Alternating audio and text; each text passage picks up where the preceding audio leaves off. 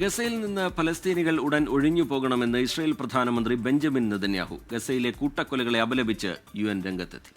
അമേരിക്കയിലെ ന്യൂജേഴ്സിയിൽ നിന്ന് മധു കൊട്ടാരക്കരയാണ് വിശദാംശങ്ങളുമായി ചേരുന്നത്. മധു, ഗുഡ് ഈവനിംഗ്. എന്താണിപ്പോൾ ഐക്യരാഷ്ട്രസഭ പറഞ്ഞിരിക്കുന്നത്? സാധാരണ ഈ അടുത്തിടെ നടക്കുന്ന പ്രശ്നങ്ങളിലൊന്നും ക്രിയാത്മകമായ ഒരു നിലപാട് ഐക്യരാഷ്ട്രസഭയുടെ ഭാഗത്തുനിന്ന് ഉണ്ടാകുന്നില്ല എന്ന വിമർശനങ്ങളുണ്ടായിരുന്നു.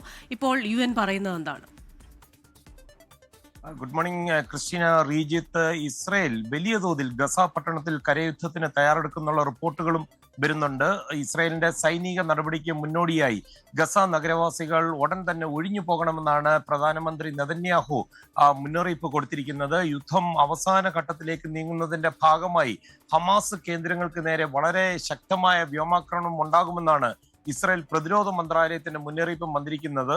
ഈ ജെറുസലേമിൽ നടന്ന വെടിവെപ്പിൽ അക്രമികളെ സഹായിച്ച എല്ലാവരെയും പിടികൂടുമെന്ന് ബെഞ്ചമിൻ നെതന്യാഹു പറഞ്ഞിട്ടുണ്ട്. അതേസമയം ഈ ആക്രമണം നടത്തിയവരെ അഭിനന്ദിച്ച് ഹമാസ് രംഗത്ത് വന്നിട്ടുണ്ട്. ഗസയിലെ ഇസ്രായേലിന്റെ ആക്രമണത്തിന് കിട്ടിയ ഒരു സ്വാഭാവിക തിരിച്ചടിയാണ് ഈ ജെറുസലേമിൽ നടന്നതെന്നാണ് ഹമാസ് പറഞ്ഞത്. നേരത്തെ കൃഷ്ണ ചോദിച്ചതുപോലെ ഐക്യരാഷ്ട്രസഭ രൂക്ഷമായിട്ടുള്ള വിമർശനം തുടരുകയാണ്. ഇസ്രായേൽ ഗസയിൽ കൂട്ടക്കൊല ചെയ്തത് ഐക്യരാഷ്ട്രസഭയെ വലിയ തോതിൽ ചർച്ച ചെയ്തിട്ടുണ്ട്. ഇസ്രായേൽ ഗസയിലേക്കുള്ള മാനുഷിക സഹായങ്ങളൊക്കെ മനഃപൂർവ്വം തടയുന്നതായിട്ടാണ് ഈ ഗസയിലെ പ്രവർത്തനങ്ങളൊക്കെ ഏകോപിപ്പിക്കുന്ന ഒരു വലിയൊരു ഐക്യരാഷ്ട്രസഭാ സംഘം അവിടെ ഉണ്ട്. അവർ ആരോപിക്കുന്നത് ഐക്യരാഷ്ട്രസഭയുടെ മനുഷ്യാവകാശ കമ്മീഷണറായ വോൾക്കർ ടർക്ക് പറയുന്നത് ഇസ്രായേൽ ഒന്നിനു പുറകെ ഒന്നായി യുദ്ധക്കുറ്റങ്ങൾ തുടർച്ചയായിട്ട് ചെയ്തുകൊണ്ടിരിക്കുകയാണ്. ഗസയിലെ നാശത്തിന്റെ വ്യാപ്തി തന്നെ ലോക മനസാക്ഷിയെ ഞെട്ടിക്കുന്നതാണെന്ന് അദ്ദേഹം പറയുന്നു.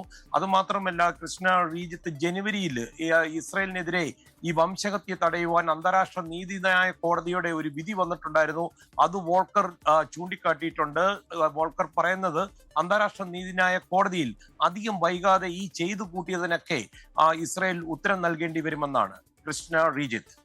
ശരി, ഗസയിൽ നിന്ന് ഫലസ്തീനികൾ ഉടൻ ഒഴിഞ്ഞു പോകണമെന്ന് ഇസ്രായേൽ പ്രധാനമന്ത്രി ബെഞ്ചമിൻ നെതന്യാഹു. മധു കൊട്ടാരക്കര ന്യൂജേഴ്സിയിൽ നിന്ന് വിശദാംശങ്ങൾ പങ്കുവയ്ക്കുകയായിരുന്നു. ലോകത്തെവിടെയായാലും ഏത് സമയത്തും 24 വാർത്തകളും ഓഗ്മെന്റഡ് റിയാലിറ്റി പാക്കേജുകളും എക്സ്പ്ലെയിനറുകളും വിശദമായി കാണാൻ ഞങ്ങളുടെ യൂട്യൂബ് ചാനൽ നിങ്ങൾക്ക് സബ്സ്ക്രൈബ് ചെയ്യാം.